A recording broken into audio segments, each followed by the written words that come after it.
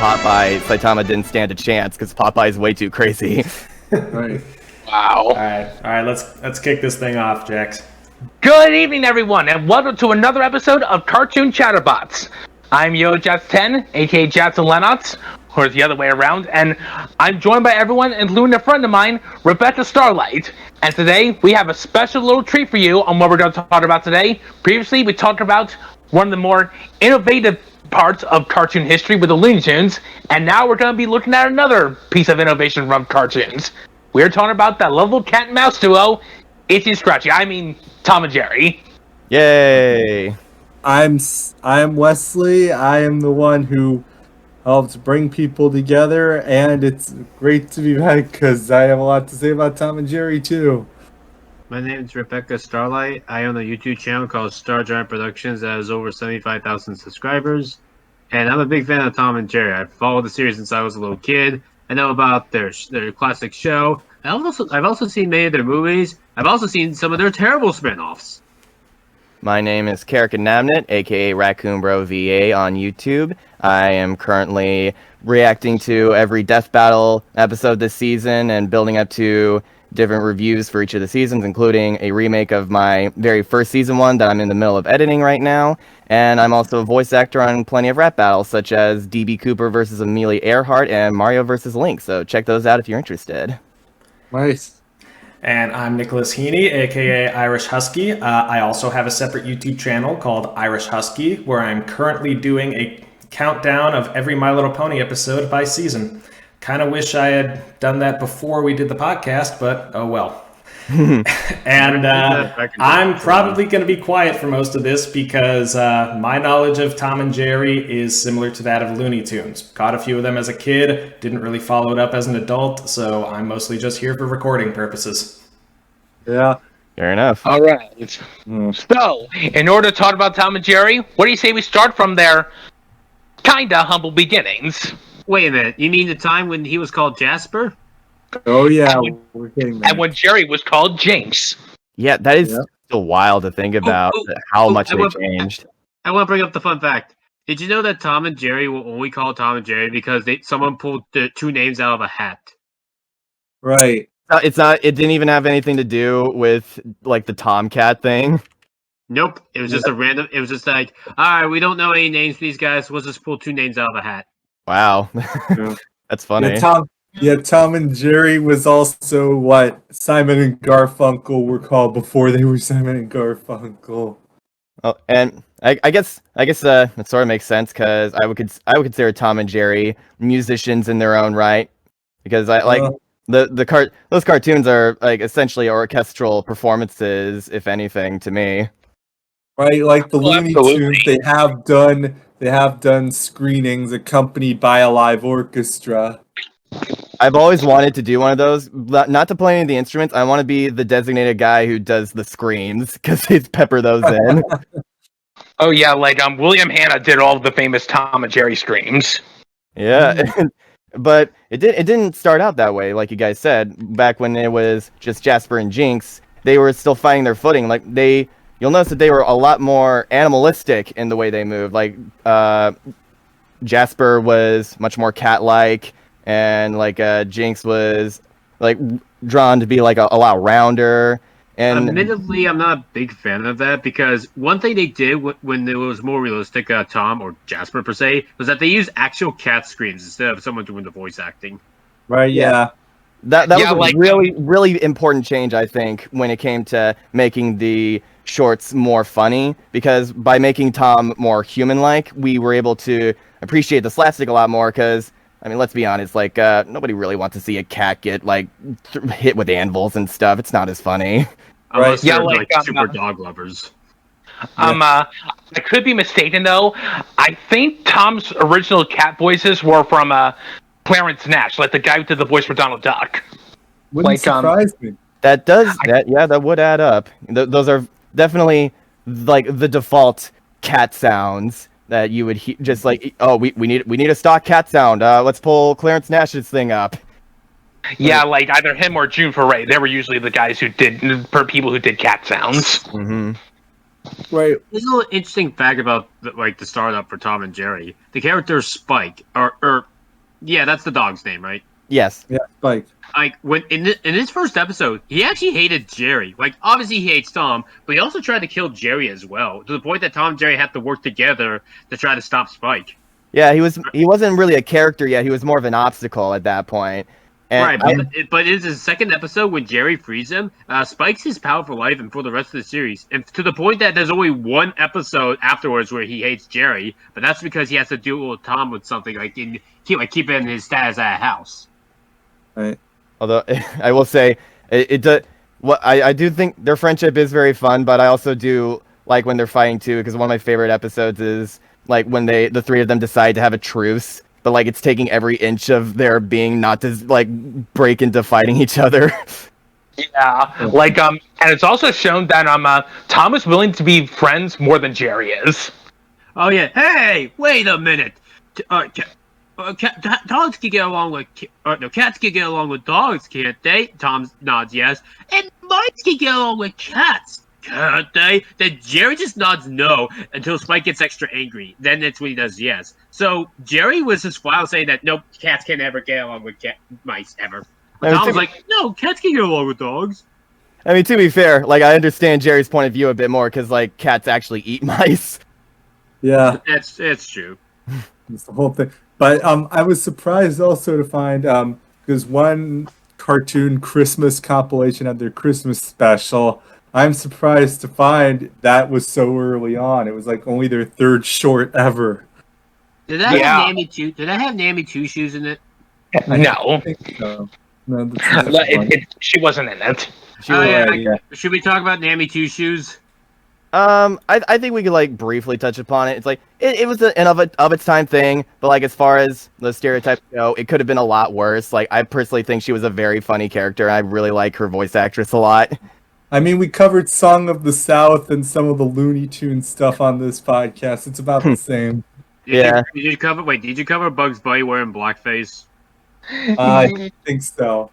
Mm-hmm. Oh yeah, there is. I forgot how much blackface there was in early Tom and Jerry. There's a time where Jerry gets exploded by a firework, and then he becomes a blackface with a sunflower face. Yankee Doodle Mouse. That It happens to Tom too. There's also deleted scenes of them making fun of Native Americans. But again, of its time thing, it kind of inescapable. You just said it is what it is. We don't do that stuff anymore. But I do like the performer for Mammy Two Shoes. Like she had a very fun comedic delivery, especially that one. Especially that one episode where like Tom is throwing a party at her place, and then like Jerry calls her up, and she like runs over like a car, and like breaks down the door. Like one of my favorite lines of that is when she goes, "A party at my place? Excuse me." My favorite part is when she breaks the door down, and then Tom just opens the door. It's so good. Yeah. You guys were talking about how even like really early on they introduced the idea that they could work together. That's what put Tom and Jerry like a little bit above Looney Tunes for me, because like I wasn't able to join you guys on the podcast for that, but my thoughts on Looney Tunes is I really love those shorts. It's like very influential stuff, like great music, great animation, but for the most part, a lot of the shorts are somewhat one-dimensional in terms of like what they could do. Because it's like, for a Roadrunner short, Roadrunner is always going to get away while he tries to get him, but like always fails. Like rinse and repeat for a lot of them. But with Tom and Jerry, you never really know what to expect, because like sometimes they could work together. Sometimes like Tom could get the drop on Jerry. Sometimes Jerry will like find like common ground with him. Like sometimes like there'll be shorts where it's just focused on Jerry or just focused on Tom. Like there's a lot of versatility there that I appreciated. Right, yeah, there was one episode where there was almost a role reversal. Jerry got all the bad breaks. Yeah, Little Schoolmouse, was that the short? I think so. Yeah, that's like, when he teaches Nibbles to be bad. Well, like how to get the drop on cats. Yeah, and like I don't think there's been one instance in that short where Tom didn't get the win on Jerry in that short. Yeah. I do like how Tom wins, and I like the fact. My favorite part is always the bell, where Jerry tries to tie a bell around Tom, and Tom helps without Jerry realizing it. And then when Nibbles tries it, Tom's like, "Oh, for me, yeah, thanks." It's one of those like loopholes that you find in tests. It's like, hey, the test was I was supposed to get the bell on him. You didn't say how I was supposed to get it on him. Yeah. Like, For Tom and Jerry, what I always like to say is that they always have three endings. Like Tom wins, Jerry wins, or it's a tie. And more often than not, Jerry wins. Or sometimes nobody wins. I like that. That's why I said tie. Tie could be both wins / nobody wins. Fair enough. although, like, I do agree with you.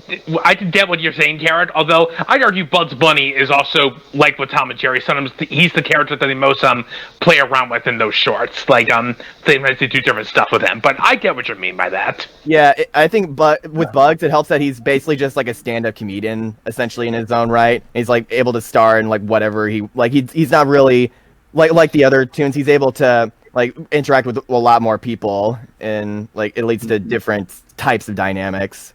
But again, it's funny you mentioned it with Looney Tunes, because I always thought Coyote and Roadrunner were sort of the comparison, because that's another, for lack of a better term, cat and mouse short. Yeah, I'd argue Tweety and Sylvester's also along that line too. I think that I'm glad that Death Battle is like possibly going to be doing Tom versus Wily instead of Tom versus Sylvester, because Cat versus Cat, that just feels a bit too basic in comparison to me. Yeah. Especially when you can see real life cats fight each other. How often do you see a cat fight a wolf? Or coyote? And also, we'll be getting Coyote versus Acme sometime this year. Like, I don't know when it's supposed to be this year. I don't know when, but that is apparently still a thing that's going to happen. Yeah, but both with Coyote and Tom and Jerry, they go with how many ways can you stretch this simple premise. And it's crazy what extremes they go for. That I mentioned this a lot in my reviews, but I always do think limitation breeds creativity, and like this is definitely a really incredible example of that, because there'll be plenty of times where it's just them in the house, but you could put them in basically any environment you want to. You could put them on a deserted island, and like a tundra, a desert, the beach. There are so many like water episodes. I always like the one where they flood the house to make a skating rink. Yeah, that one's really pretty. I think it's called Mice Follies. Yeah, when I was a kid, I was like, I wish I could get away with that. I wish I could try that. But then you have to pay the bill to clean up the water. Yeah, and also there's mold. You know, I gotta say, me and Rebeccah once talked about our favorite Tom and Jerry shorts. I said Mouse Trouble was my favorite short. Like, I felt that was the best. No joke, like, a couple days later, the Nostalgia put up his top 11 best Tom and Jerry episodes, and Mouse Trouble was his favorite. I'm like, yes. What's that one about again? Oh, that's the Don't You Believe It episode. Yeah, it's the first one that shows up in. My favorite episode is the one with Uncle Pecos. That's Jerry's uncle who comes by and plays music on his guitar. But every time his string breaks, he has to get a new string. And it turns out that Tom's whiskers are perfect. It's also one of the every time I restring my guitar, I think of him. I love Jerry's show uncle's voice so much. It's when his string breaks on live television, so Tom laughs in, and then he breaks through the fourth wall just to grab another whisker from Tom. Yeah, that right there is a perfect example of Tune Force. It doesn't matter if it makes sense as long as it's funny. They can do it. One thing interesting to bring up, I forget the name. I think the episode's called Uncle Pecos. I don't know off the top of my head. But the thing I liked about the most is that it's one of the rare episodes where Tom actually has six whiskers, because normally he has only 4. Going back on that, my favorite Tom and Jerry's are the classical ones. The ones like Johann Mouse, Cat Concerto, Hollywood Bowl, because they do amplify the music and get the timing down and show how animation can be timed to music. That is one of the things that always makes me go back to really any old cartoon, but like Tom and Jerry especially, is, like you said, the way they incorporate that classical music to such an ingenious degree. Every single movement will have like a different instrument. Like, a good example will be that one where they had the truce, and when they all have the toothpick, everybody who uses a toothpick gets like a different instrument attached to them. And, I love that. And so, and then there's also the one with the elephant. Like, anytime, say he's like reaching for somebody's tail, but like every time he like puts his hand down, it gets timed to a different piano key, and the ones where it's all about the music, I'm really glad that they do that to really accentuate just how much it's intrinsic to the plot of these things, and that's why Cat Concerto specifically is my favorite one.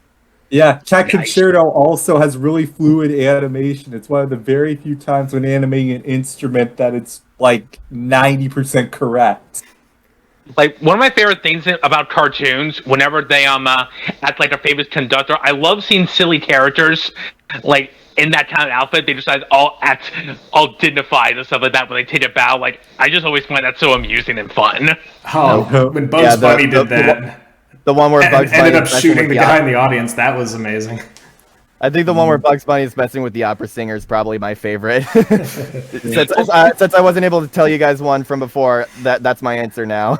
Yeah. Yeah. The one with Leopold. I forget, did we make that reference during Mouse Madness for I the don't fan? know. I don't remember.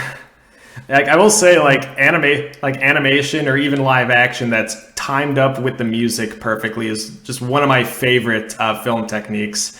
Like, I think Cat Concerto is one of my favorites. Going outside of Looney Tunes, like, you guys have seen Mutant Mayhem, right? Yes. The No Diggity segment does that a lot, and that was really cool. Baby Driver does this a ton. Mm-hmm. I get the feeling Baby that's Driver. why you recommended that to me, Wesley. Yep, that's right.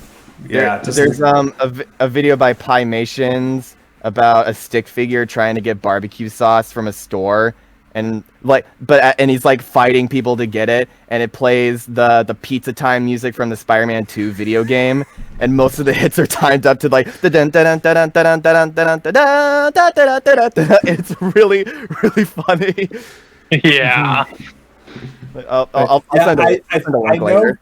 I think I remember hearing that Frizz Freeling was a musician before he became an animator. I think Bill Hanna might have been too, but they knew their stuff to time it so well to the animation. That's true. I would because, absolutely buy that. Frizz Freeling actually he actually took the storyboards of the cartoons he made and he set them on musical bar sheets. Oh, Nice. cool. When it comes to shorts that aren't exactly themed around music per se, I think another one of my favorite ones would probably be Jerry's Cousin. Like that. Muscles. Yeah, because that's another one-off character who became a lot popular in like later incarnations of Tom and Jerry. But he only had one short in the original run, and he left such an impression on everybody because he has just such this memorable personality, like the way he carries himself, and like the gags such as him like blowing his fist up to punch Tom. And one of my favorite gags is him being like, "Relax, cousin, nothing's gonna happen." Bowling ball. Yeah, Right. like, although in Tom and Jerry, the Magic Ring, they kind of ruins his character. Like, he's not related to Jerry, and they make him bully mice like Nibbles for some reason. Yeah, Right, yeah, that as a never kid, sat well with me. even as a kid, that bothered me too. Like, Yeah. I'm like, when I actually saw the Magic Ring before this, but then I'm like, when I saw Jerry's cousin later, I'm like, I like this better. I like when they're cousins. I think that's awesome. I like when Jerry's cousin protects Jerry. I'll tell you what I think it is. I think what it is with a lot of those shorts, and like they're like, we need a character design for this. We need to find something. We don't feel like actually making a new one. So let's just pull from this. It's kind of like what modern SpongeBob does. It's like like people remember this character design. They'll like that. You guys remember this one? It's fine. And also, Is You Is or Is You Ain't My Baby. I did not know that was a real song for years. I think it was a teenager. Like, Before I that's a heard the great radio. thing about cartoons. Like, you hear them, and then when you hear them in like outside of it, they're like, oh yeah, like I think of cartoons whenever I hear this song. Like, I have no problem with that. Yeah, Solid Serenade. That's another easy top 10 for me. One of my favorite sound effects comes from that one where it's, I don't know, I'm not even sure if I would call it a scream necessarily, but it's when Jerry's like jumping out of the window, and he like makes the window fall on Tom's neck, and he just like lets out this thing like as his tongue goes out. It's almost like one of those like birthday party things that you blow Screamer? on. Yeah, like kind of like that. I really like when they do gags like that, where they just, it Right, yeah, doesn't Tom smell like and a Jerry is scream. known for being somewhat hyper violent and so crazy. But the thing is, we can let slide because very rarely is Tom look like he's in physical pain. It's Yeah, cartoon like, violence. which never stick. If you want to know my favorite joke in that short, it's when Jerry runs inside the doghouse, Tom follows and does an evil Dracula-like laugh, but then Spike comes out and just bids Jerry a happy farewell, and then goes back in doing that. It reminds me of the gag from like the Lion short when he goes inside the closet and you just hear him go like ooh ah ah, but then Jerry like walks out and he thinks Jerry was the one who did it and he like runs away in fear. Right. I'm gonna be honest, Jerry the Lion is actually one of those shorts that actually kind of makes me emotional at the end. I know it's so bittersweet, but like it also makes me happy that this poor. Honestly, I feel like that was you wouldn't think Tom and Jerry of all things would have an animal rights sort of message in one of its shorts, but like no violence to animals unless it's funny. Wesley, you were saying about how he doesn't always like appear hurt, just like more like humiliated, like that. That was also one of like the quote unquote rules about the Roadrunner cartoons too, is that whenever Wily fails, he's supposed to look more humiliated than anything, and I think that goes a long way in making sure that we can still root for these characters, but at the same time be able to like laugh at their like comeuppance. Yeah, very rarely is Tom depicted as the straight antagonist. I think you root for him more than you root against him. Mm-hmm. Although, like, there was like one or two shorts where you felt like a little too bad for him. Like, my least favorite short was Baby Puss. Oh, I hate that short. That one is just like I don't even really care about like Tom getting abused. Like, I just think it's like kind of obnoxious. It's just nothing but noise. It's not even funny. That's another problem. But another one that kind of bothers me a bit too is the Springtime for Thomas. Yeah, yes, you remembered from my video. I mentioned that I did a review of the Tom and Jerry movie, which we'll get to later. But I mentioned how a short that I didn't like was Springtime for Thomas because Jerry like tries to break Tom up with this girl, and then he's successful, but then Jerry ends up like getting with the girl at the end anyway, so it's like really hypocritical. But like those are pretty few and far between, I would say. Like for the most part, just like name a thing, they're able to do it. You say golf, they're able to make a whole thing about golf and it's funny. Pool, they can make a whole short about pool and make it funny. Tennis, I'm surprised they haven't done a football one. Right, yeah, I saw your video also, Carrick, about the common misconception that they don't talk. They don't need to talk quite often, but whenever they do, it's usually to pull point for a joke. And my favorite line from Tom is the one where he inherits money. It's the last line of the episode. Mm-hmm. He goes, "I'm throwing away $1 million." What? Me? That was actually a pretty good impression, Wesley. Yeah, that's my favorite Tom line. If you want to know what mine is, it's from Quiet Please, when Jerry writes out a will and gives them Tom and he goes, "One custard pie? Let me have it!" If I had to pick a favorite one, it's when he's like playing the piano for that girl, like when he has the zoot suit. "Yes, I feel a roaring flame. It's burning. Hey, something really is burning around here." It's a hot foot. That was a common prank back in those days. Oh, damn. That is sadistic. I didn't know that was a real thing. Yeah, they used to do it to baseball players all the time. Jeez. Man, I thought Jerry was just his own like sick mouse. But no, he was pulling from pop culture. Right. Yeah. Another thing I also like when I was rewatching all the shorts that I found really interesting, aside from like the first few shorts when they were still finding their footing, Tom never really tries to eat Jerry for the most part. Like most of the time when Tom is trying to eat somebody, it's like one of Jerry's friends, like the goldfish or the woodpecker, and like Jerry's trying to defend him. But like even when Jerry's defending him, Tom doesn't try to like eat Jerry. Then he like just incapacitates him or like gets him out of the way. It just goes to show that these two have this like this respect for each other. Like, yeah, right, they have boundaries. Well, like we have a rivalry for sure, but you know there places that we won't go to. And also, plus, there's also the idea that Tom has tried so many times at this point. Is like, okay, well, clearly, there's no way I'm going to be able to eat you, but I still want to at least like chase you around because that's all our whole shtick. Like, my favorite friend of Tom, Jerry, like, even though he only appeared in, like, 2 shorts, I think, I always liked the canary that he made friends with. Yeah, the canary is cute. Yeah. I mean, I was like, when it comes to, like, Little Quacker and stuff like that, like, I mean, Little Quacker kind of got a little bit old for me at times. Quacker was a bit overused, but I also like the shorts that he appeared in as well. Yeah, I did like that one short where, like, he thinks Tom is his mother, and he was actually going to jump into a hot pot to, like, give him a good dinner, and then Tom just goes...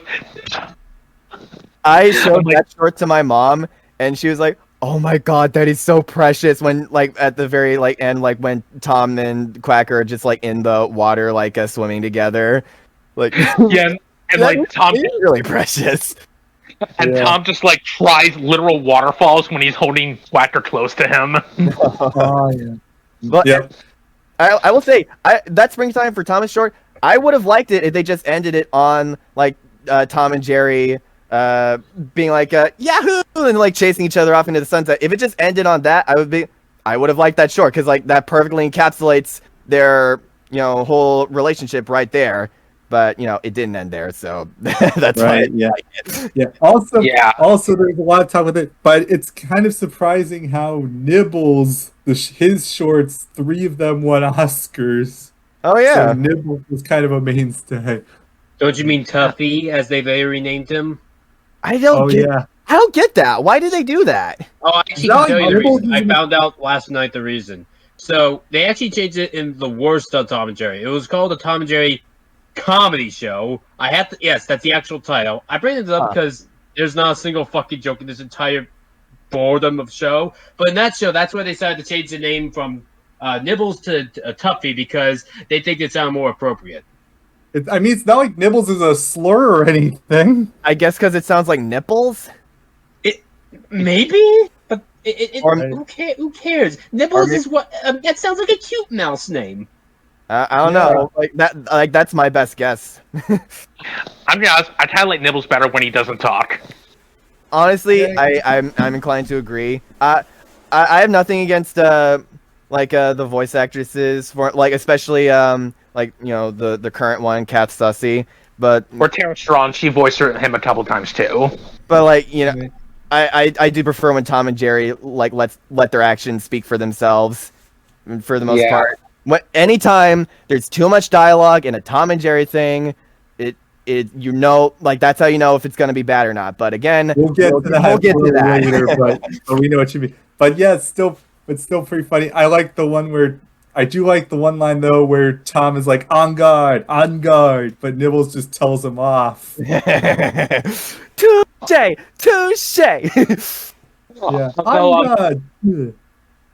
Although it comes to mind, when it comes to speaking of voices, which kind of voice do you prefer more for Spike? Like Billy Bletcher or Dawes Butler? I kind of like Dawes Butler's voice for Spike more. Yeah. I like that voice, but I will say I do get why they changed it, because it does sound a bit too close to Pete from the Mickey Mouse shorts. And I do like his other voice too, because it's like a lot more casual as well. And I think either voice works for him, depending on the vibe you're going for. Yeah, I always felt like because the first time he was given Dawes Butler's voice was with Tyke, his son. I always felt that then when they gave him that voice, they wanted him to sound more fatherly, more loving, and that's why he was with his son. That's why I always thought. Yeah, that makes sense. But also, what's the name of the black cat? Bruce. Oh, sorry, Bruce. Wait, is it Butch? They've been changing their names so many times. Who knows at this point? Yeah, even Tom and Jerry themselves changed names. I know that the orange cat at least is Lightning, because he had a whole short about him. Right, yeah, I was thinking of that because he's one of Tom's few allies sometimes, except when he's not. Yeah, if look, I love Tom and Jerry, but it's not exactly the most consistent short. They don't really have a character bible when it comes to what the relationships are supposed to be. Right. Remember, continuity in animation is a relatively new thing. So. Gosh, like you can't really escape continuity now. Like I really take that for granted how rare continuity was back in the day. Now it's freaking everywhere. Right. Yeah, Even in yeah. something as 21st something as century really relatively changed a lot. recent as The Simpsons, they would have resets. Like Yeah. even the Ghost and Molly McGee, I feel like that could have been a perfectly fine episodic show, but like even that has continuity. Yeah. I don't think we're ever going to see episodic shows again. Like, every episode is going to have some sort of continuity in the future. And if we get Right. something like KIF, it's just gonna, which is an episodic Disney show that came out recently, it's gonna go completely under the radar. Nobody will talk about it. One fact, what you just brought up. When the Owl House ended, everyone on Twitter stopped talking about Disney. Like, Moon Girl, Kith, and that other show, I can't think of the name off the top of my head, got under. Hamster Well, Gretel. I can always comment that one. Yeah. It's like Wow. it's like that Come on. it's like that old Andy meme. I don't want to play with you anymore. Well, Aw. to be fair, it's Disney, so I don't really feel that bad for them. Right.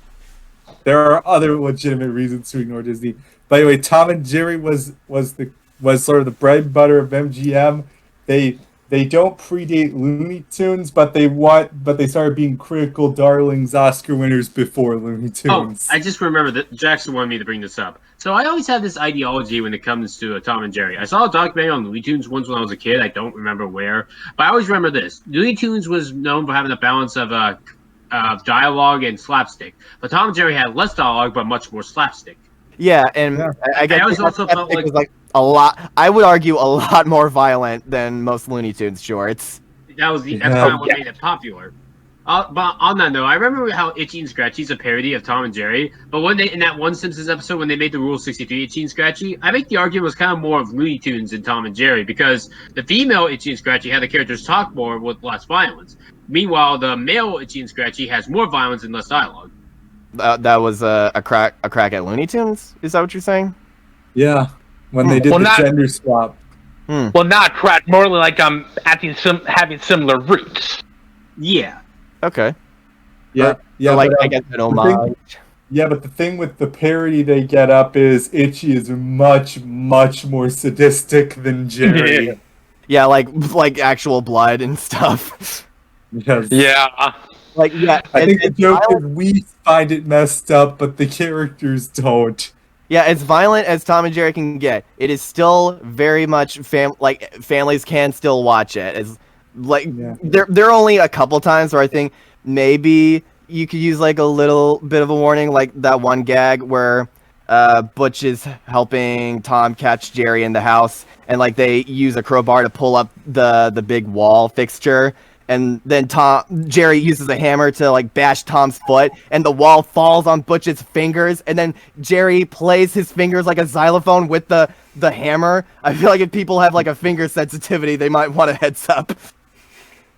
Yeah. Although that short does have like another favorite Tom speaking moment of mine when Butch changes the name on the mouse exterminator to cat exterminator. He goes CAT cat.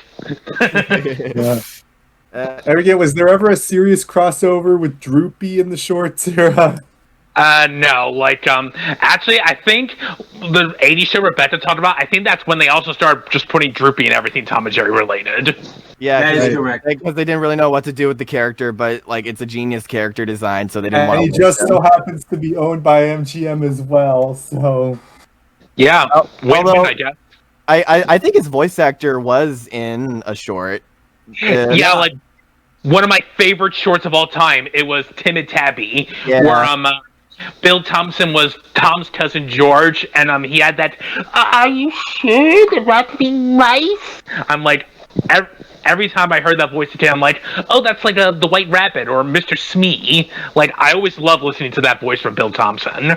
Yeah, like when I was a kid, I was like, when I heard that voice come on in my head, I was like, what the hell? That's Shmee! How did he get it by Tom and Jerry? What the hell? It blew my mind. What was the one where Tom goes to heaven? Heavenly Putt. Yeah, he gets so Toon Force is it lets you survive anything, but every now and then it doesn't work if it's funny. because like in If the plot dictates we have an afterlife, you go there temporarily. like at the end of Mouse Trouble, you could see Tom like going up into heaven with a halo, and it's just and he looked more so just like frustrated than anything. Like, great. Yeah. And, like, I have to live with this hiccup for eternity.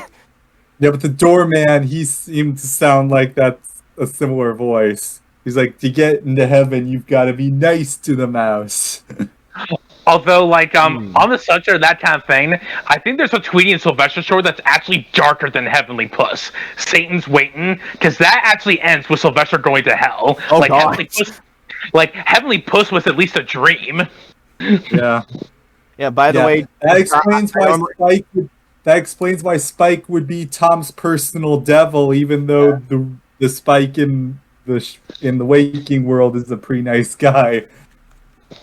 Anyway, you were saying, Carrick? but it's just with I normally don't like dream twists, but again, with it being an episodic like comedy short thing, like that's perfectly fine, and it actually helps add a bit of dimension to Tom as a character, even, which I think is what dream plot devices should be used for. Because like by the end of it, he like appreciates Jerry a lot more, but Jerry's just like really confused. Like, okay, I literally did nothing. I don't know what's happening here.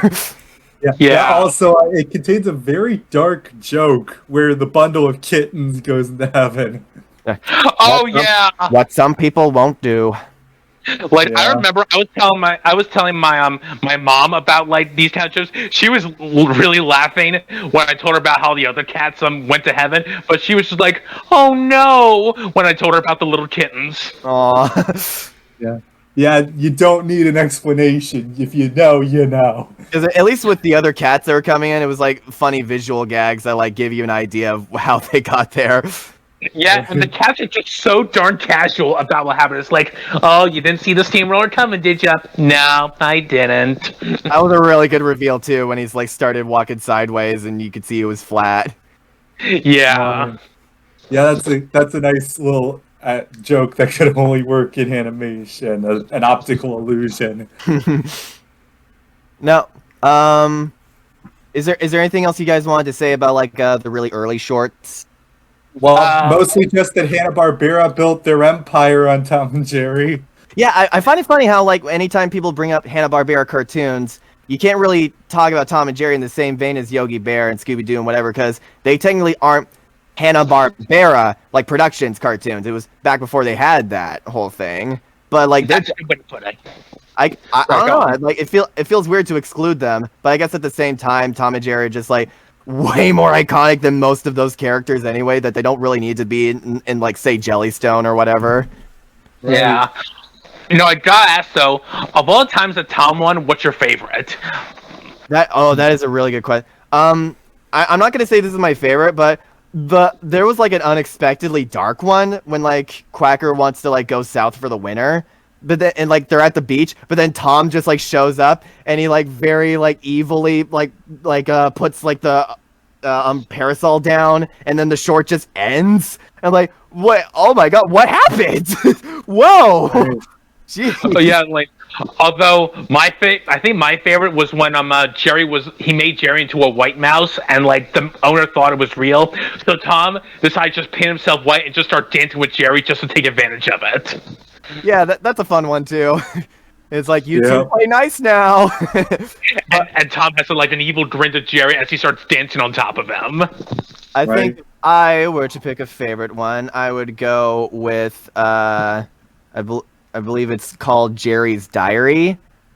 Oh yeah, I love that one. Yeah, and Jerry. I think it starts with Tom like listening to a radio thing or whatever, saying to like oh, you should be nice to your friends or whatever. But then like he's about to give Jerry a pie, and then he finds the diary, and it was one of the first clip shows they ever did, because you know how they can have a 7-minute clip show and yet still have enough time for a coherent plot. Jerry's Diary, I think, is one of the better ones, because it feels a bit more justified why they would show those clips, because it gives context as to what Tom is reading, and you know you can't really have him reading it out loud, because that wouldn't be as funny. and then again it has like an incredible payoff at the end where the guy's Well, like, let him have it. and then just it's a really fun thing, and just Jerry is like really confused more than anything, like geez, what happened? But I also do like, if I was to pick another clip show one, I also appreciate the other one where he reads like about the thing, but this time Jerry put out a book, he published it, and now everybody's reading it, and like the only reason Tom likes it because he gets a lot of money from it. Yeah, and so Tom like decides to go with it and like starts laughing at it like as he's reading it. One thing I remember about that clip show is that they actually gave the bird and Jerry screaming sound effects that time because they didn't originally. Oh, how about that? That's what I remember the most. Like the bird always sounds like an alarm, like teet. One of those. Is this a good time to debunk that urban legend about Tom and Jerry that circulates the internet? What urban legend? About the so-called finale with them on the tracks? Yeah. Oh no! The last episode was the one with them babysitting the baby a second time. Yeah. Yeah, one, that is not the last episode. Two, they do not die in that episode. Like there's no train. Yeah, I hated that one where it's like, and you can hear the train tracks the train slowly approaching. Like, you lied! You're actually lying! What are you doing? You know what would be funny? If someone made a sting after that, it's like they see a hot girl by and it's like, wait, what are we doing on this train track? We can have another chance. Yeah. I don't know. Right, but it's pretty good, big, and it's pretty good that a lot of people now know that's not how the old school Tom and Jerry actually ends. I was wondering, like, I've been seeing this funny meme of Tom and Jerry going on a while. What's the name of that one short where Jerry's just looking there depressed? Like, Tom's trying to, like, looking like he's not dead, but he's just like, well, can I really get him now? Like, he's not even running away. Like, is something wrong with him? Like, what happens in that short? Like, it's been a while. Right. Is that the one where he makes Tom think that he's sick? Oh, is that why? Is it? It's because that sounds. You're saying that Jerry is the one who looks really depressed? Yeah, Jerry's looking depressed. Tom is like, "Oh, I'm gonna get you now." Wait, I think that's the one where he tries to make Tom think he's sick, but then the twist is that Jerry realizes that he actually got sick. Oh yeah. I think that's what it is. Although there are a lot of great Tom and Jerry memes, like my favorite one's the one where Tom's looking at the newspaper. Like he pulls it down for a second, like what? Like he's supposed to use it when someone says something complete bullshit. I have that as my background on like Zoom calls. Really? Yes. And there's also like the pie one that Jackson mentioned. Like, let me have it. And also there's also the really good one where he sticks the shotgun into the mouse hole, but then it like comes out like on top and aims at his head. Yeah. Classic. It's supposed to showcase people's dumb ideas. Mm-hmm. But now that we're starting to like migrate more into that, when would you guys say, like, and not even like their later stuff, I'm still like talking about the original shorts, when would you say the original shorts start to like lose their luster? Because like as time went on, we all know that it's a tale as old as time. Theatrical shorts used to be the big thing, but then television was introduced, and it was hard to keep justifying that really high budget for the really big cartoons, and eventually they had to try to migrate to television, but it didn't work quite as well when they weren't able to apply that same time to it. Movie shorts or the shorts the 50 stuff ever aged badly. In fact, I liked it to the very end. I remember one of the last shorts was when Tom ate the chicken, and I thought that was so hilarious. Right. Yeah. Right. The glory days ended after 1958 with the aforementioned Tot Watchers. And by then it was starting to decline anyway. So yeah, because they started relying a lot more on not only clip shows but also just remaking other ones, like the Woodpecker one. It's just different backgrounds. Yeah, and here's the thing. This may sound crazy. I often like to compare Tom and Jerry with Beauty and the Beast. Now, the reason why is because the original product or era is something I would call a perfect work of animation art, that kind of thing. The original Beauty and the Beast is what I would call perfect flawless art, and I would call the Tom and Jerry shorts perfect flawless art. But do you really care about about the products that came afterwards involving them? Nah. No. Wait, you call it perfect what art? Like I would call them like perfect pieces of art, like that kind of thing. Well, to me, the last like really good like Tom and Jerry short that to me like really stuck to me would be Timid Tabby and also the Flying Sorceress. Like those are like the most later shorts that I still would like consider as good as the really early ones, like the heyday ones. If Flying Sorceress wasn't you for Raven in that short? I'm pretty sure. Yeah, the aforementioned Touche Pussycat, that was 1954. So somewhere around 54, 55 was the beginning of the end. Yeah, and then it started. Yeah, they started introducing like they tried to keep adapting, because with Tom and Jerry, it's such a successful franchise and so iconic. Obviously, you don't want to drop it, but at the same time, it was a really odd period of time for the franchise because they weren't really sure what to do with them anymore now that they didn't have the same time and budget to really make the comedy as good as it is, because that's why those early shorts are still remembered so fondly, because they put a lot of money into those shorts and you couldn't really justify that anymore with the switch to television. And even as a kid, when I was watching, just they would play any Tom and Jerry shorts on Boomerang. It didn't really matter from what era, but even as a kid, I could tell like what the better ones were and what like the later ones were, because I was like, there's something off about these ones that don't. Yeah, when they slipped in a dice short, I was like, this isn't the same. It's not the same. Like, it wasn't even the animation. To me, the thing that really tipped me off was the music. Like, the music in those shorts, just like, it was so weird and esoteric compared to the orchestra I was familiar with. What's esoteric mean? It's just like hard to describe, like just way too vague. It blends into the background. In the old shorts, the orchestra was basically the narrator. Yeah, like Yeah. that was the the true secret weapon of the old Tom and Jerry shorts, was the orchestra. Like even later episodes, like even if they weren't as good, they still had the incredible music. Yeah. That's true. What do you guys? Is it true that the Chuck Jones ones are the ones where Tom has the opening with the lion, and then he goes meow, meow? Yes, That's the one. Yeah.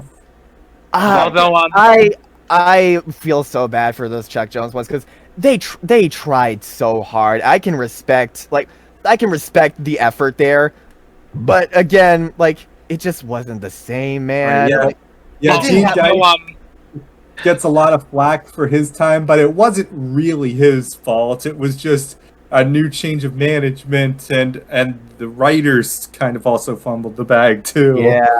Yeah, although this may sound a little bit crazy, even though I love the Hanna-Barbera shorts over the Chuck Jones shorts, I think I like Chuck Jones' design of Jerry the best.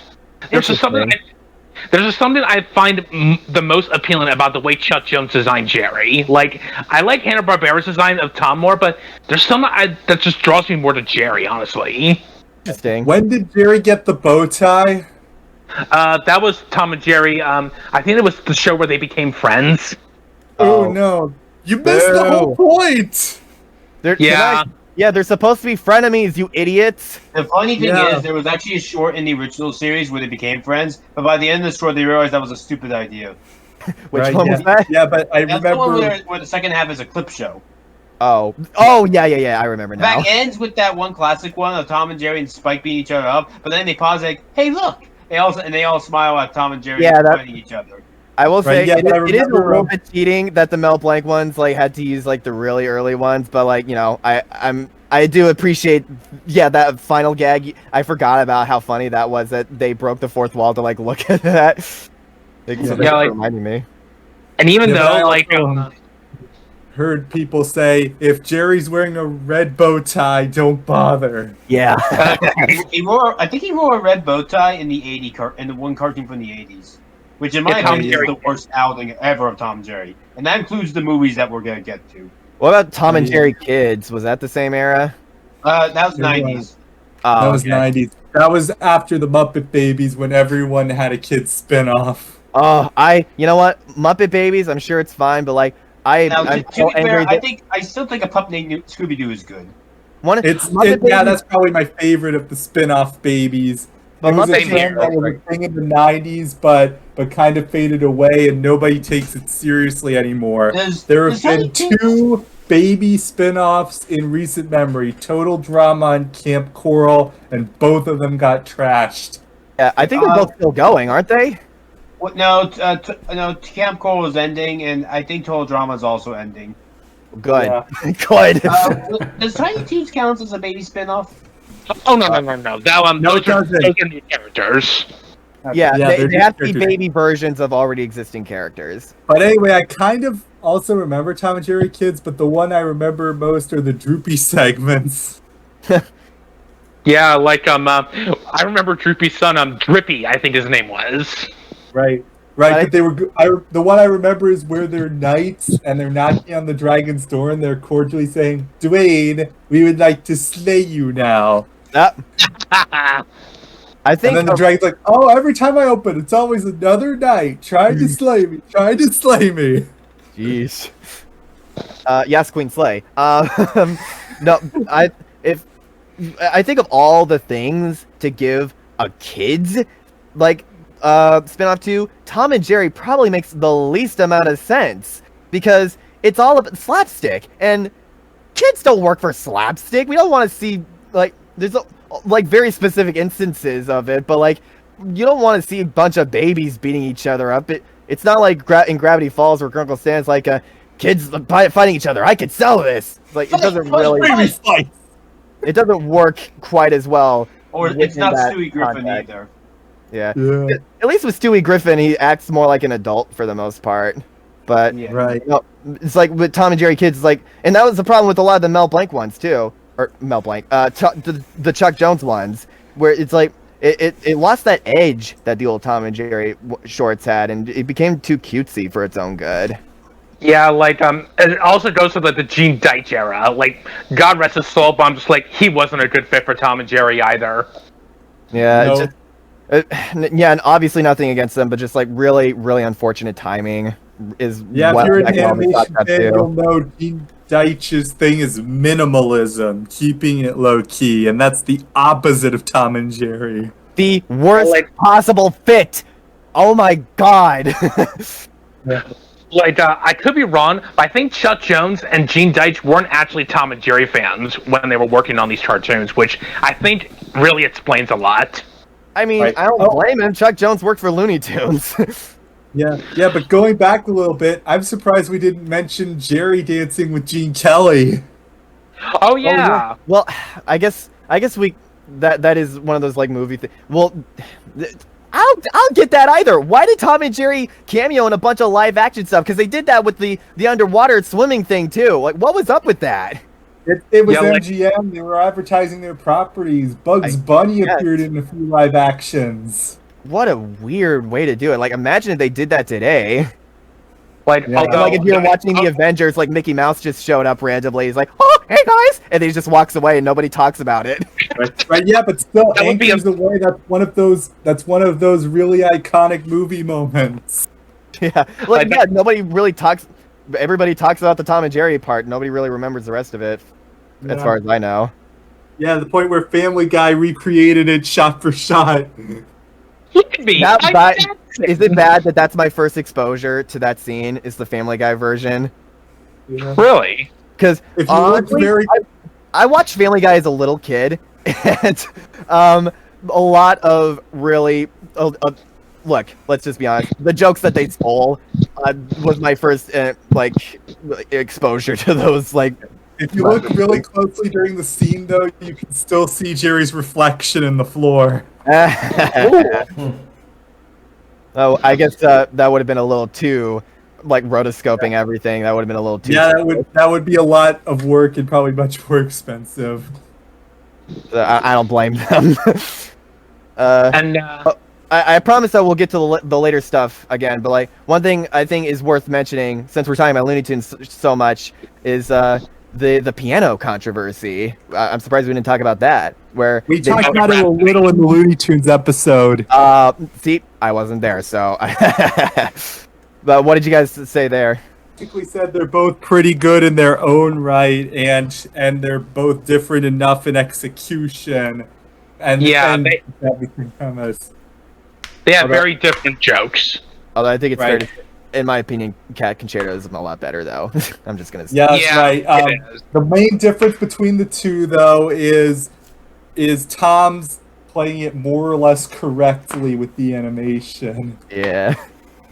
But okay. Anyway, back. You go, Jackson. I think it's time to talk about their transition to feature films, and Oh, there's no one dear. else.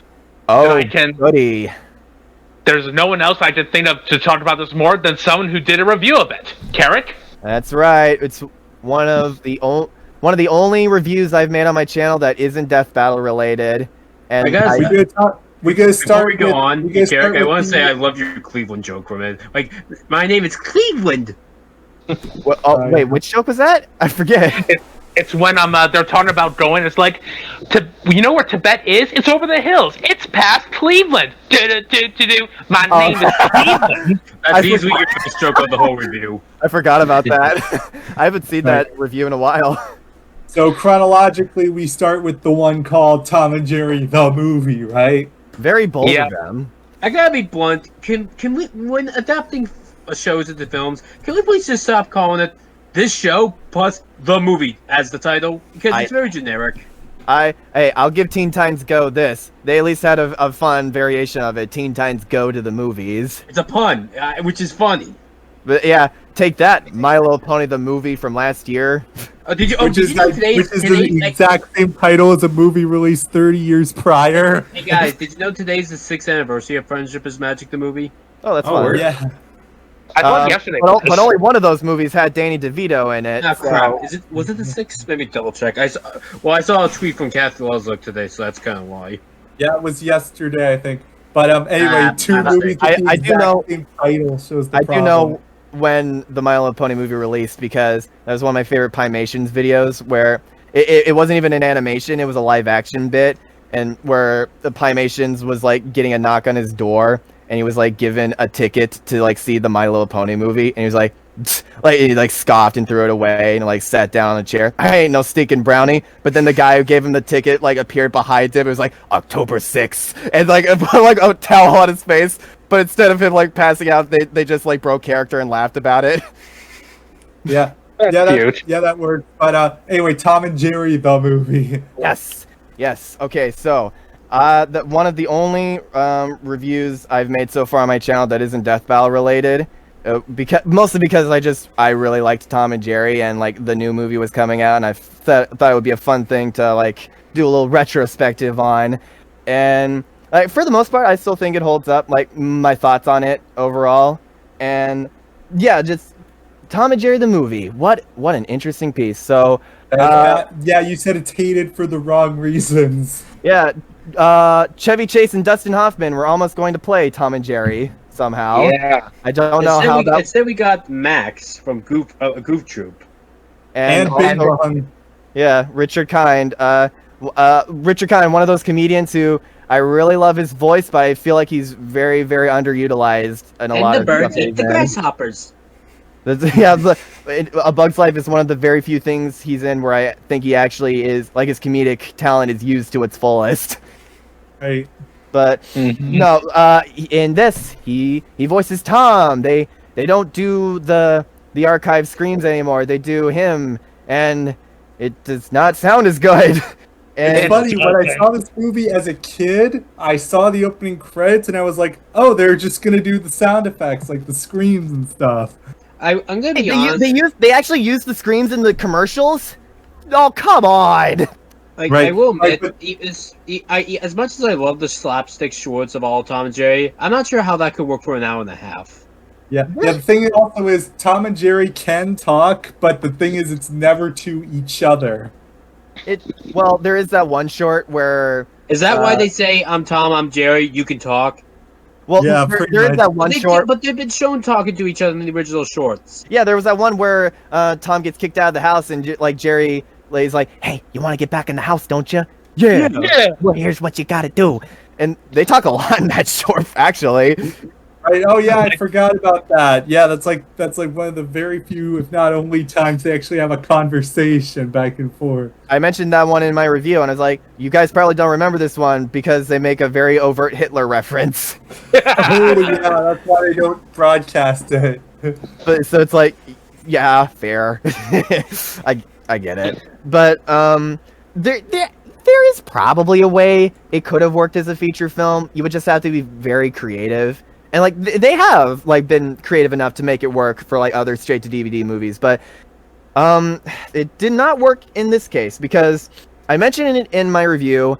They fall into the trap that a lot of TV show to movies do, is that they don't really give you any context. They kind of expect you to already know about it going in, which is what they kind of tried to facilitate that with like the shorts at the beginning, but that it was like, not only was it way too abstract, but it was also ripping off a bunch of other shorts, and it was like way inferior versions of those shorts too. Like didn't nearly have the same amount of punch. And like with the slicing up bit, they added blood for some reason. I don't know why. Wait, they did?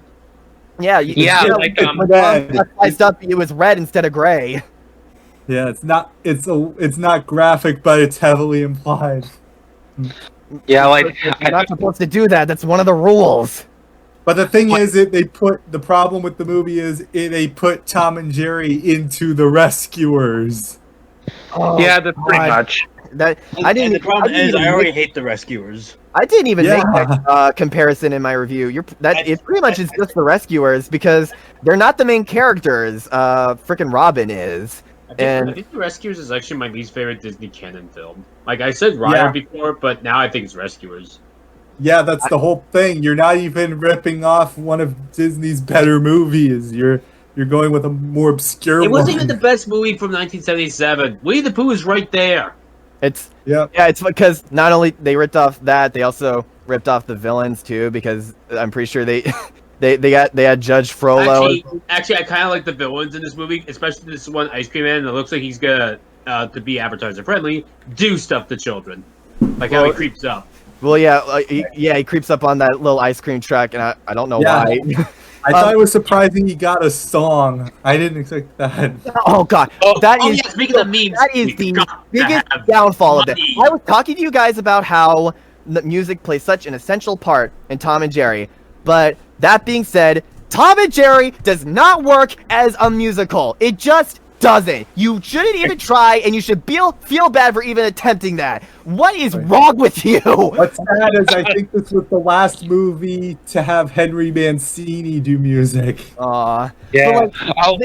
The music is supposed to be its own, like you said earlier, Wesley, it's supposed to be like the narrator. It's supposed to help accentuate the movement and like help tell the story. But when you add the songs, it completely defeats the purpose of that. It no longer becomes like this non-diegetic part of the background. Now it's like way in your face, and Tom and Jerry only get like one song in the whole thing. Like they give it to a bunch of other characters that nobody cares about to introduce them, and they come and go. And if you could have cut those songs out of the movie, and it wouldn't change at all, the plot would be largely the same. Yeah, the songs are like crowbarred in. There's only one song there are two songs. There are two songs that need to be in the movie. It would change the plot if they were out. The one where the dog convinces them to be friends, because that one's kind of debatable, because he like tells them they should be friends, but even by the end Tom's like, no way, and it's like, oh well, whatever, screw off. But then like the alley cats come in and sing another useless song, and then they decide to become friends after that. So like, you didn't even really need the dog song for them to be friends. It just kind of happened naturally. And also Robin's song, because you're supposed to have an I Want song. That's essential for most musicals. And although Carrick, can I say something? Because this always cracked me up about Dr. Applecheeks. It's funny how we have this character who's like mostly trying to like abuse and kidnap animals. The funny thing is, his voice actor Henry Gibson is the voice for Wilbur from Charlotte's Web, who's trying to escape from being slaughtered. Jeez, I didn't. Wow. That's, man, I probably could have done a lot more research on that video now that I think about it, but I ain't no way I'm going back to remake that. I'm happy with the way it is. Right. Yeah, Right. although you did make a funny joke about Rip Taylor, though, I'll give you that. Yeah, I wasn't sure if that was too dark, but I think including the Patrick clip helped to like lighten the blow a little bit. Yes. But yeah, so most of the songs are just like they don't need to be there at all, and it's just really annoying. Like the Alley Cats, they show up for the song and then they never appear in the movie ever again. The villains, they have their own song, and I like the song because it is so stupid and unbelievably cringe that I just can't help but laugh at how bad of a villain song it is. It's just like, Yeah, but don't it you comes know around we've to got- like ironic humor at that point. Don't you know we've got to have money? Money is such a beautiful word. I know. Yeah, you guys got one of Disney's greatest villain singers ever, and you only had him sing about like I know. Yeah. What's wrong with you? Tony J, it's so great to hear Hellfire with that chesty bass. Boy. Yeah. Wait, is that Frollo? Yeah, Tony J. It's the same voice actor. Oh God. Yeah. And I'm not Oh, sure. wow. I Money. should verify this real quick. Let me see. Forget. Okay, I was making sure if it was this. I almost thought Aunt Fig had the same voice actor as Ursula because they have very No. similar designs. No, she was just a blatant knockoff. Is very No way would- very obviously ripping her off. But it was like they ain't no way they would get Pat Carroll. Thank you. They ain't no way they would get Pat Carroll in this, but at the same time, she is also in the Kingdom Hearts game, so I don't know. maybe she'd be down. Yeah. Right. Aunt Fig is voiced by the person who played Nanny in the 101 Dalmatians series, if you know that. Oh, how about that? Yeah, I'm looking up now. Her name is Charlotte Ray. Mhm. And then I don't know. It just like it was the big downside is that yeah, it's called the Tom and Jerry movie, but they're in like 20% of the film. It's like about a bunch of other characters that don't matter, that nobody cares about, and it feels really like a really odd direction to like take that in. Yeah, I think this. I don't really agree with most of his review of it, but I think Nostalgia Critic put it best, where he's like, "Oh, gee, they weren't really sure what kind of conflict to come up with for Tom and Jerry. There's no way any kind of conflict would naturally come from those two." I just realized something. Isn't that one of his first reviews ever? Yes. It's one of his earliest ones. Yeah. It was back before he got booted from YouTube the first time. Why did he get booted? Copyright? Probably. Yeah. And yeah, To be fair, copyright was worse in the 2000s. There was no third-party thing. If you had any sort of copyright stuff, you were given a strike immediately. Yeah. So basically what anime companies are today, especially Ghibli.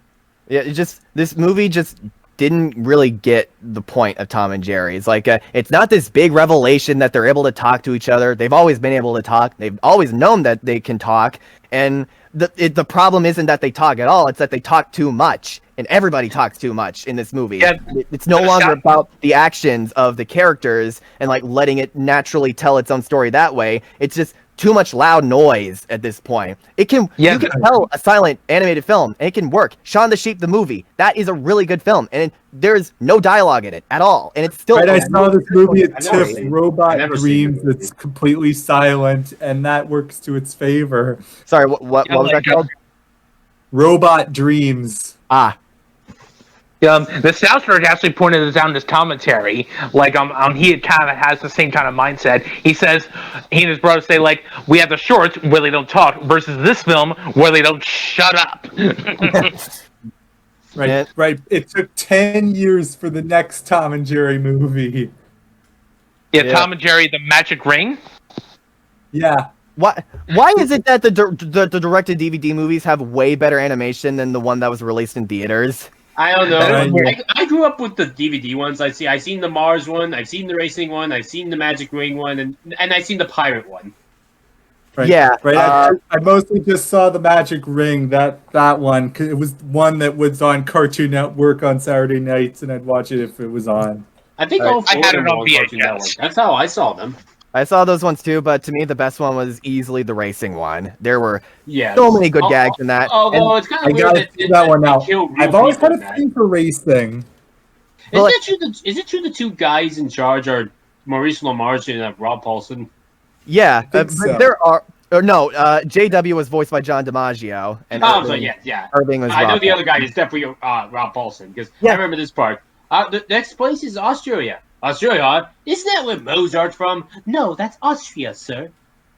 Yeah, Jeff Bennett is Tom in a lot of these, and Frank Welker is Jerry, but they just do animal noises. As they do.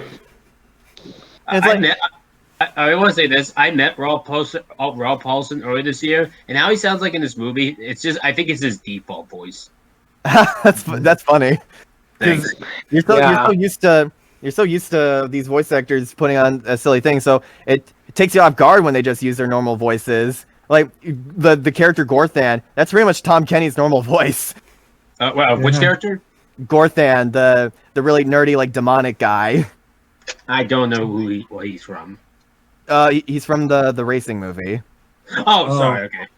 Yeah, I'm still that is one thing that movie has over the Tom and Jerry movie is that even though it introduces a bunch of one-off characters that never appear in anything else afterwards, for the most part, Tom and Jerry still feel like the main characters, and the characters that are new are actually really entertaining. They all get killed. A racing movie is actually a good fit for this dynamic because they're all about chasing each other anyway. They so literally getting kill a cars- soccer mom. It's a very natural, very, very natural. But yeah, it's the way that they all like gruesomely get out of the race, like that feels like very, very in line with the old school shorts, in my opinion. And just like the way that everybody gets their comeuppance, like the big like business CEO, when he like goes on his tirade at the end, and then the president of Hollywood comes in, it's like, we can't have that kind of behavior in Hollywood. He turns him into ash. So that joke did not age well. Remember that one joke when they're flying by the Statue of Liberty and she comes in her underwear and so Tom whistles at her? Well, Why? Tom, your Donald Duck is showing from Three Caballeros. Oh yeah.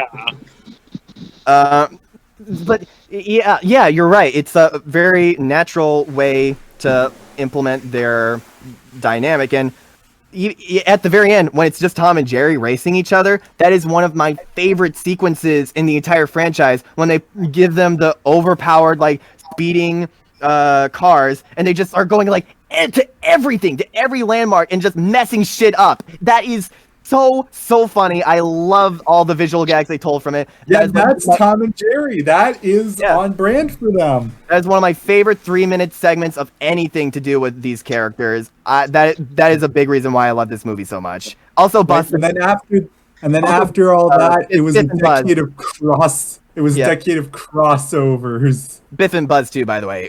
Really fun characters too. I wish they used them more.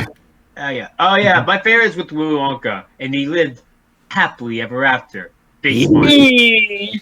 Right, we had Tom and Jerry and Sherlock Holmes, Tom and Jerry's Wizard of Oz, Tom and Jerry and a Robin Hood, Tom and Jerry and Jack and the Beanstalk. Okay, half of these I never even heard of. Do we count Nutcracker as a crossover? Yes. That's more like a recast than a crossover. It's like when Looney Tunes did their Christmas Carol. Fair enough. Yeah. I actually saw some of their crossover films. I watched the Wizard of Oz one. It was all right.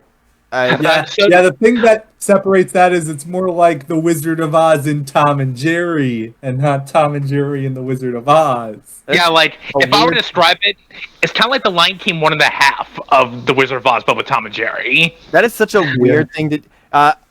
Again, going back to something Nostalgia Critic has said, this movie is a footnotes version of an already pretty footnote adaptation of a Wizard of Oz book. Yeah. Pretty much. And to think they made a sequel. Oh God, that's right. I forgot about that. Jason Alexander is the Gnome King or something. That's right. And although this is coming from someone who wasn't a huge fan of the Wizard of Oz, but like I kind of have a soft spot for Tom and Jerry's little instance, and also I met Grey Delisle earlier this year, who was Dorothy in that movie, And man, she was just a sweetheart. Cool. Nice. Oh, by the way, James Monroe Iglehart is also in the Back to the Oz movie. I didn't know that. Yeah, he's my gosh. the Broadway genie. Tony Award-winning actor. Is really weird. I guess he's just like really down for like anything at this point. He was in Hell of a Yeah, Bob. he played Jitterbug, the character that was cut from the film. Wow. Yeah, and like From the original 39 film, I should say. he was also he was like the bull villain from Darkwing Duck and the DuckTales reboot, and like I gotta give him credit for like not doing a Tim Curry impression, and giving his own performance. Like, damn, that takes skill. Yeah. Hey guys, there's actually a correction on Nibbles. I just found out. Oh. His first actual appearance was 1942 in a comic book called Our Gang Comics, and in there he actually was called Tuffy from the start. Oh, interesting. Oh, I see. Yeah, so them point changed retracted. So them changing it to Tuffy in the comedy show meant they were starting to become actually what's named into his actual real name, not Nibbles, not the nickname for the show. Yeah, kind of reminds me of how Milhouse from The Simpsons was actually introduced in a Butterfinger commercial. I'm dead serious. Wait, that was his introduction? Yep. Get the fuck out! That's hilarious. I mean, I've seen weirder things. Roy was in a Smash Brothers game before he ever actually was in Fire Emblem. So Okay, that's funny. yeah. But then, of course, we have the one that has all the memes, the one that was meant to hold the copyright and totally backfired. Which Yeah, one? Willy Wonka. Lay it on The us. only reason that movie was made is for the same reason that they made the Andrew Garfield Spider-Man. They wanted to hold the rights. And same thing for Fant 4-Stick, I'm assuming, too. But they made it so they could hold the rights, and it backfired so badly that they basically, I think it was Roald Dahl's estate, saw the movie, hated it, and took the rights anyway.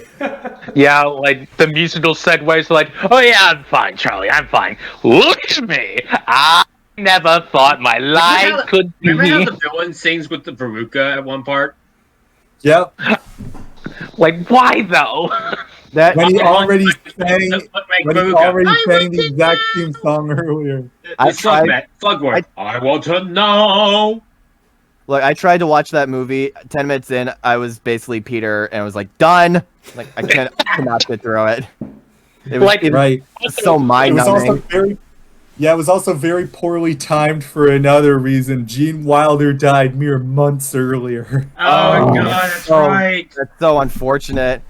Why the heck Also, why is Sean Schemmel in this movie? What is this? What is this movie? and also, Despite us hating all these movies, I think the worst Tom and Jerry movie was their Western film from last year. Oh 2 yeah, years ago. It is the most boring didn't piece of hear shit about I've ever that. watched.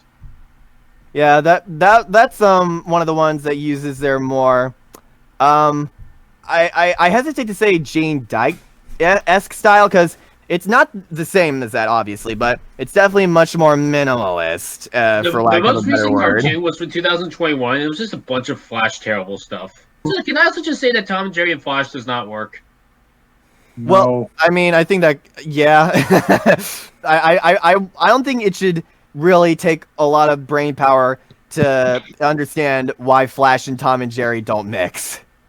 It's all Yeah. on the impact. It just does not look good.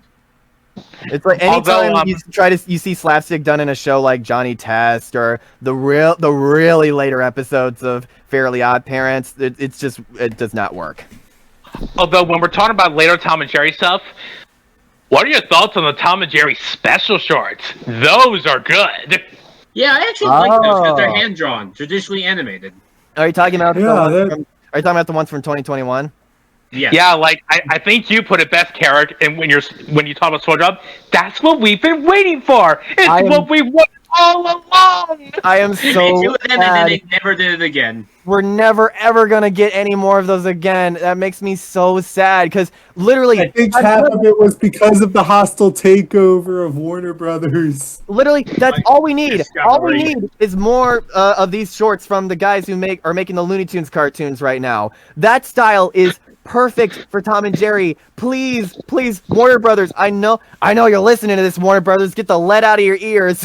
I want you to make more Tom and Jerry shorts. Yeah, both Looney Tunes and Tom and Jerry, they got it just right. Please, I beg of you. Although, that being said, that we're not completely out of hope right now, because right now over on Cartoon Network Asia, there is also a current Tom and Jerry thing going on right now, where it's Tom and Jerry, but it takes place in Singapore, and they have one short release right now, and it's actually pretty good. Like I really like the art style, and I feel the hits are pretty impactful, and I think they get the dynamic between Tom and Jerry down. It's an Asian cartoon, but it takes place in Australia. I said Singapore's in Asia. It's in Malaysia. Oh, I'm sorry. Singapore's in Asia. I'm sorry. I was thinking of Sydney. Sorry. Okay, but if you want to watch these shorts, it's on Cartoon Network Asia, their YouTube channel, and I think it's pretty promising. And this seems to be like the style that they are going to be like trying for a little while, and I'm very open to it. I think there's a lot of potential there, because obviously, since the shorts take place in Asia, there are a lot of different locales that you can like get mileage out of there, because it's a very, very diverse place to be in. So yeah, I'll give it a chance. Yeah. On that note, I think we should talk about the 2021 movie next. It is time. Yeah, It's time. I'll be honest. I This is hate the big everything titan. in live action bits, but I do like the animated parts. I do think. Yeah, this I is was the big titan of surprised. them All the animals in this movie are animated, even the fish. Although Like, I that have is to, impressive. I have am to ask, able to why is this a appreciate Tom and Jerry movie when the focus is not even on Tom and Jerry? Literally the same problem 30 years later! You didn't learn! What is wrong with you people? Like, Why? Wow, that was an Carrick is having a mental breakdown. We'll be right back. Yep, I think at least the Tom and Jerry portions are okay. When it is about Tom and Jerry, it Isn't works. the movie mostly about a woman who's lying about her position? Yes, it Pretty really- much. she is the main character. Tom and Jerry are side characters at best.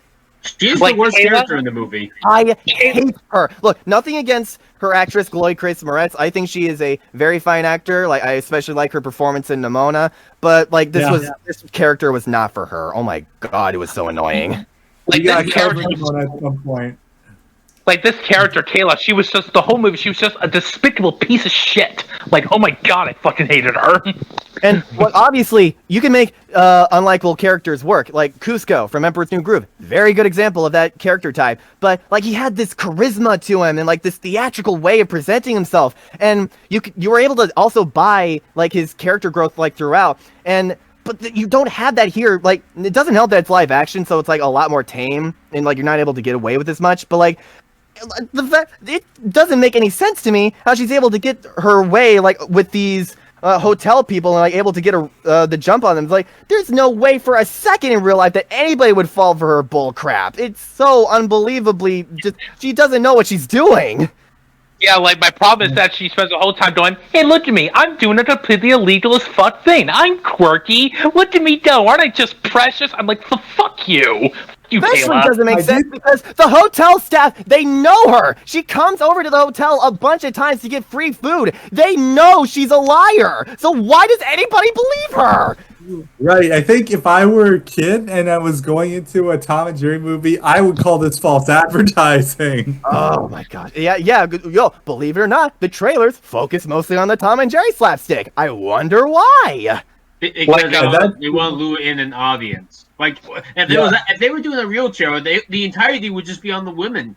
Kind of like how Sponge Out of Water mostly focus on the CGI parts of it, even though that's only like the very last part of the film. Here's the thing about Sponge on the Wire I will defend. Most of the film is... I actually like that film. I like that film too. I just think the marketing was very misleading. No, I agree. In fact, I'll be honest, the marketing is why I didn't want to watch it. It was around that time where I thought SpongeBob was a bad cartoon. It wasn't until like the second half of the 2010s where I thought, hey, maybe this cartoon's actually good again. Spoiler alert, it's not. No, and the spoilers actually got better. But anyway, with Tom and Jerry, they I did like the opening scene where he's playing piano in the park, and then everyone's duped to like he's just a regular cat. Not blind.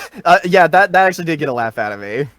But Yeah. it does the same issue as the first Tom and Jerry movie, and which is really weird because there's deleted scenes where it starts with like giving context as to who Tom and Jerry are as characters, and like they had a original house before, but it said like they got kicked out of it, and that was even in one of the trailers where like you had that bus gag where Tom gets hit by the bus. That's not in the movie. That's not in the movie? It's not in the movie. It starts with him in New York playing the piano, and just like we're thrust into these characters like.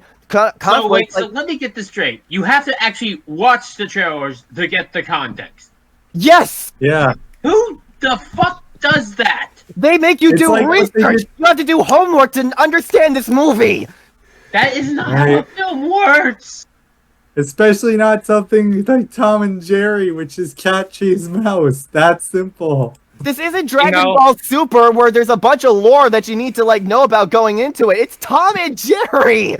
You just literally only need one scene. And they cut it out! They had a scene and they cut it out! Like, I will give the movie this, though. I think Ken Jeong was funny. I will admit, Ken Jeong was definitely I could tell he was trying way more than anybody else in that film. Like, Yeah. there was one funny part where it looked like Tom and Jerry were going to destroy the tape, but then he just comes in and destroys the tape. I'm like, okay, that was a little funny. a little derivative, but like I'll give it a pass. Was he, Yeah. was he that guy from Hangover? Yep. Yes. Yes. You gonna fuck on me? That guy. Yeah. I want my purse back. But I'll also give Rob Delaney a little bit of credit too. Like his character made no sense at all, but like I did appreciate the way he delivered a lot of his lines. Yeah, Like, no, Michael. we'll get in trouble with PETA if we fire this cat on the first day of the job, like that kind of thing. Yeah, Michael Pena. He was one of like the people in charge. He was also Grubber from the My Little Pony movie. But like also, I just felt bad for his character because like I was absolutely with him the whole way through. Because yeah, this girl is just coming in and like taking his spotlight from him when he's been working there for way longer than her. And so like I totally was on his side when he was like trying to ruin the wedding. Yeah, and like also when they're both out of luck, she says we both made mistakes. I'm like, no, you're the one who made mistakes. He didn't do nothing. He was just like, doing his stuff. You're the one who pushed him over the edge. yeah, exactly. Although I will give the movies credit for that one like jail scene where like he's interrogating Tom and Jerry. Like for some reason, I don't know why, but like the direction and cinematography in that particular scene where he's like convincing Tom and Jerry that they hate each other is like shot way more creatively than the rest of the film for some reason. It was like very jarring on my first viewing experience. So I was like, you know what? I'm glad that they're at least doing something different to make this really boring movie at least somewhat more interesting, because like a lot of the rest of the film is not very creatively shot at all. It's very standard. But like that one part like stuck out like a sore thumb. Like, what the heck? This is actually kind of interesting. Yeah, It was like an although Edgar I Wright also movie like for some reason. I also like that one poster of Droopy, who's the Joker, and then we later see him as like Hannibal Lecter. Yep. Oh dear. Another, Yes. Again, another forced Droopy cameo. yeah, they can't keep getting away with it. in the contract to keep having cameos. Now one thing I find really interesting is the voice acting in this movie is I would say a little bit of a little confusing, to say the least, because for some reason like the cats like they're voiced by like a band, and they don't sound anything like they did back into like the old shorts. Like it sounds completely different. And then you got Tom, who I'll give them credit. Him being his singing voice being T-Pain does make a lot of sense, like considering his singing voice from the old short. So it's like, okay, I'll give you guys that one. Yeah. And that was actually it was kind of a funny gag how his scream was auto-tuned along with it. Oh, that was good. And T-Pain's actually a really good singer without the autotune. yeah, it's all an artistic choice. Like he doesn't need it. But like I'll give Bobby Cannavale credit. He actually did sound like a decent version of Spike. Like I could buy that voice showing up in the old shorts.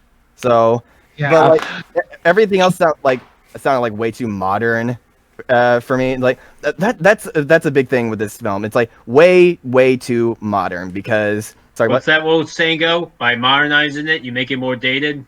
Yeah, because like I said, the secret weapon is the music. The music is what makes those old shorts work, and it doesn't even try to do that in this movie. There's I'll tell you what. it's like it goes for like being cool and like cinematic more than Doesn't he use anything. pop music? Yeah, pretty much. Like during that whole like Rube Goldberg part, like you would expect it to be like some like powerhouse, like dun dun dun dun dun dun dun dun. But no, it like uses a pop song for some reason. I'm like, why are you doing this? This isn't Tom and Jerry. Oh, and Doesn't by the Tom way, floss in like- this movie? Yes, he does floss. and here's the funny thing: you guys were talking about the opening of the movie, which is a very nice idea for an opening. But what did he go with? Rapping pigeons. Yay! There was a movie that did that. It was a very terrible 2008 movie. It was called Fox's Tale. That did the exact same thing. Fox's tail. It's a terrible movie that has. I remember having this stupid image. It's about these guys that like it actually starts very seriously with his mother dying. So what happens right after it? A rapping crow comes in, or a pigeon, whatever, comes in and starts a rap number. Oh A God. Fox's Tale from the 80s is considered a classic of Hungarian animation. So they made a sequel 30 years later, and it was terrible. Oh God, Actually, that's what it. I just actually, I looked think it up. it's 26, That's what but it yeah. looks like. That looks terrible. Wait, are you looking up right now? I'm looking at like the image of a fox's tail. That is Yes. awful. Are you looking at the image where his like jaws like on one side? Disgusting. I can't find it. I was gonna put it on my worst movies list a long time ago, but I could never find an English dub, and I only wanted to do English dubs. Hang on, I'm gonna post it in the miscellaneous. Oh, look at that! Oh, God. It is a 1.2 out of 10 on IMDb. That is too That's generous. lower than Food Fight. It is that bad. A 0 is too generous. Now 0 is the lowest you can go. Yeah, Yep, no, that's the one. that's my point. It deserves a negative score. No, negative scores are when it's ironic. Is when it's ironic good. Like a negative 10 out of 10 is as good as a 10 out of 10, but in a funny way. Like I do the Joe Apocalypse scale where negatives are actually good, where 0 is the worst thing ever. Okay. Okay. So, one thing that particularly bugged me about the new Tom and Jerry movie, like aside from the fact that I guess All those rants you just did. yeah. If you're gonna do a live action Tom and Jerry, like I guess this is like the best aesthetic you probably could do, even though New York is the most cliche environment for a live action cartoon hybrid at this point. Can you also say it's also cliche for Tom and Jerry to do it, especially since they had a whole episode where Jerry goes to New York by himself? Yeah, but like like this movie is clearly just trying to be like the Smurfs and Alvin and the Chipmunks And Enchanted. That's like okay, we get it, but like the message of this movie, it comes out of nowhere and it's not really built up to at all. Like the hotel like guy who's basically a friend of like who's like I guess you could call him like a mentor or whatever of the main girl. He like approaches her after she like gets found out and he's like, why did you do all that stuff? And she was like, because like I see all my friends on social media and like I see how successful they are and just like I feel like I could like be more successful. And he's like, we gotta stop like comparing ourselves to like people on social media. And I'm like, this is the first time you've brought anything up like that at all in this movie. Where did this come from? Like that wasn't established at all. They wanted to do an asshole to make the lady likable.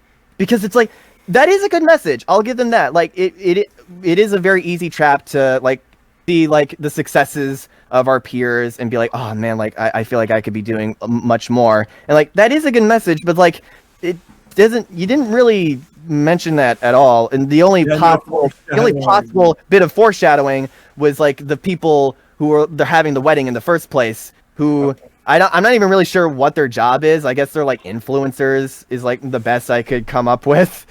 I'm watching an anime right now called Oshinoko. Like someone paid me like $300 to watch it, and wait, what? Really?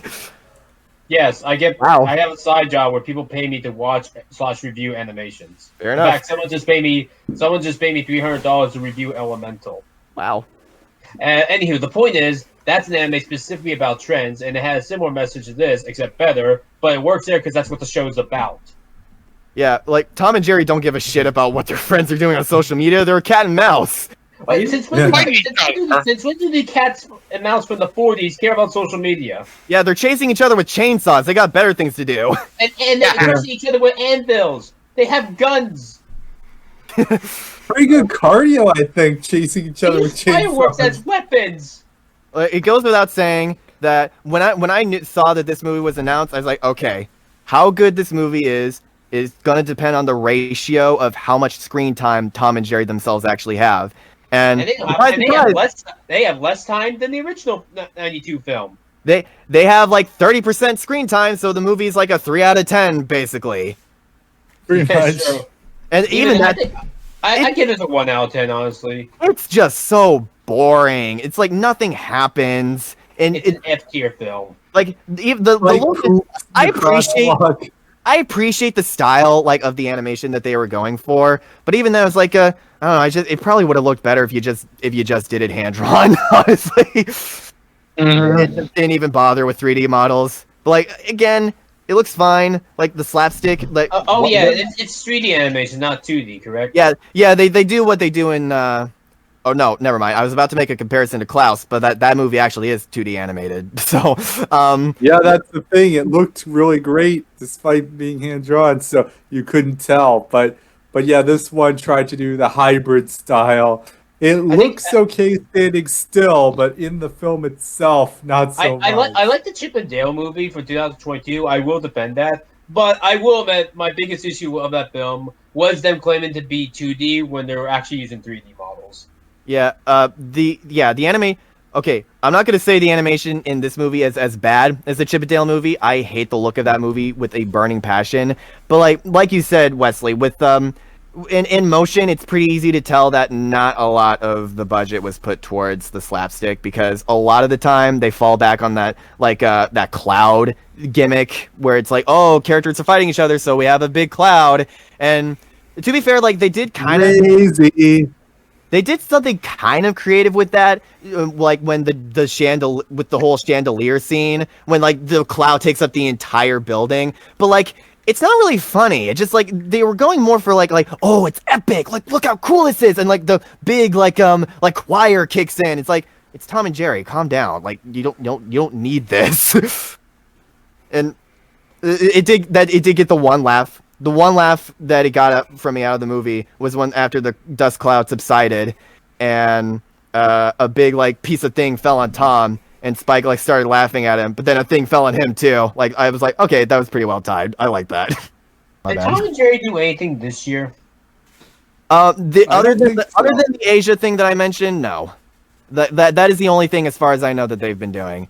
And like I said, seems like a perfectly fine direction for them to be taking the series, in my opinion, because it goes back to the roots, like takes out all the fluff. You don't need a feature-length time for these characters. Like all you need is like some shorts, like short, sweet, and getting like their dynamic across. Like I think it has a lot of potential. I mean, you can't get much lower. Pretty much.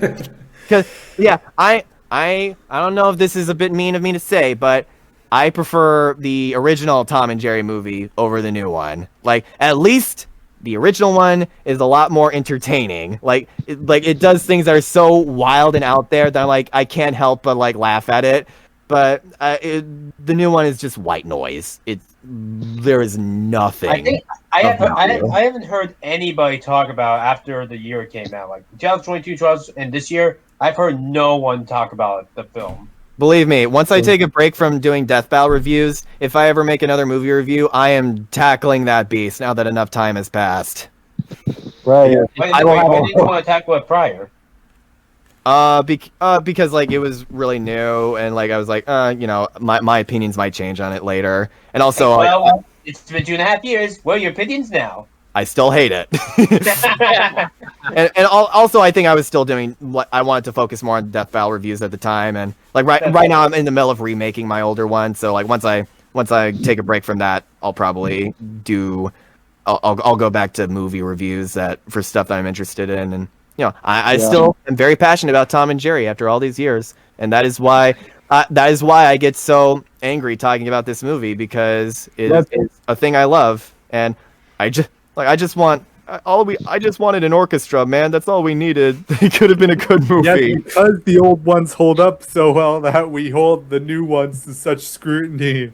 The movie with We've Got to Have Money and the Creepy Ice Cream Man is better than this one. Unironically. It really says it all, doesn't it? It's.